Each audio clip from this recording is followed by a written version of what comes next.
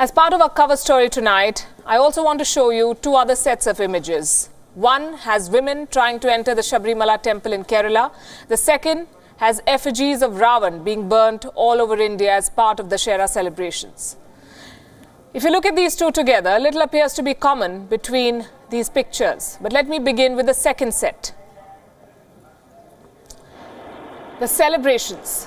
Dussehra or Vijay Dashmi marks the victory of good over evil, the killing of demon king Ravan by Lord Ram. Ravan was the biggest devotee of Lord Shiva. He was a renowned scholar and a beloved king. He ruled the golden kingdom of Lanka, but he was a villain in the story of Ramayana because he undermined the dignity of Sita. He paid with his life for this. On this day, as Hindus all over India celebrate his end, they seem to be oblivious to modern-day Ravans, the men who abuse women, the men who treat women as lesser humans. Those who have become self-appointed custodians of gods, those who bar women from entering temples, who attack women trying to do so despite court orders, they too undermine the dignity of women. And tonight we bring you the Dussehra celebrations. We also reflect on its message in the contemporary context. What's the point of burning effigies if you do not root out the evil they stand for? We believe these celebrations will be incomplete if the society lets the Ravans of today go scot-free. Let's first bring you up to speed with what's been happening in Sabarimala in Kerala. Day 3, since the temple gates opened, not a single woman, not one woman has been able to enter. So much for the Supreme Court's historic order. The state, the police, the temple authorities, they're all flouting the top court's order. Women have tried repeatedly to reach the Ayyappa temple and have been turned away. Some have faced protesters, others came under attack from people who call themselves devotees. The situation remains tense. The police, quote-unquote, advised women aged between 10 and 50, the band age, the menstruating age, to not enter the temple premises. WION's correspondent on the ground, Siddharth MP, reports that the situation could get out of hand. This is how two women tried to enter the Sabarimala shrine in Kerala. They were surrounded by heavy police protection, wearing riot gear for their trek to the temple. But these women were forced to turn back from the brink of history.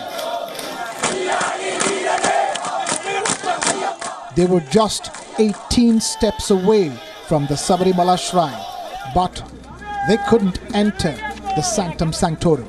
The tantris and the people that perform the puja and those that assist the people who perform the puja at the temple were willing to actually not open the temple. So they tried to shut down the temple, and they said that if you let a woman inside, we will close the temple. So this was the situation that erupted up there in Sabarimala, and this is what forced the women to return along with the police.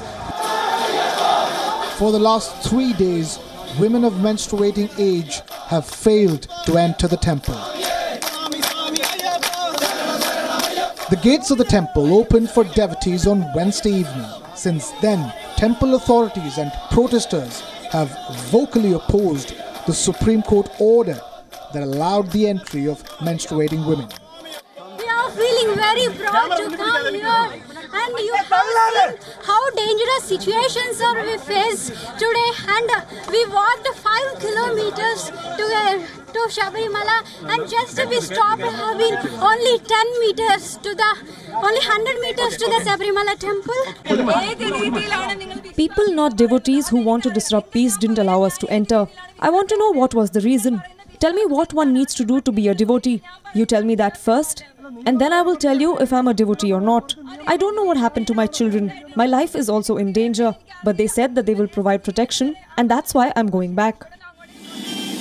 The situation in Kerala reflects the failure of the state government to implement an order from the country's top court. Local police has been helpless before the hysterical mob. The priest and the tantri told that if they go near the shrine, they close the temple. And actually the priests themselves came out disrupting the rituals. The tantri himself called me and told me that he's going to close the temple. And there was no point in pressing through. So they were also convinced.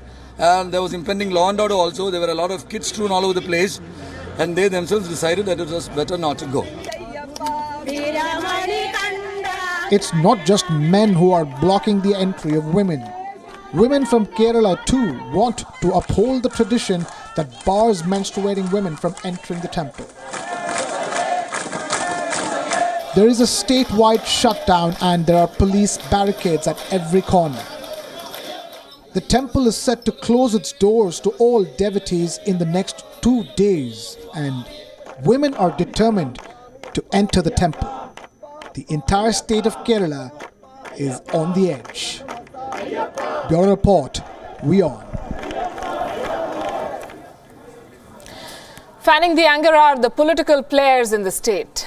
It's a ready-made polarizing issue involving religion and popular sentiment that politicians love to exploit in election season. No wonder then that the Sabarimala issue has become a subject of intense political debate, with each party blaming the other for the situation. In the last 3 days, the state of Kerala has witnessed a 24-hour statewide shutdown due to the violent protests we've seen.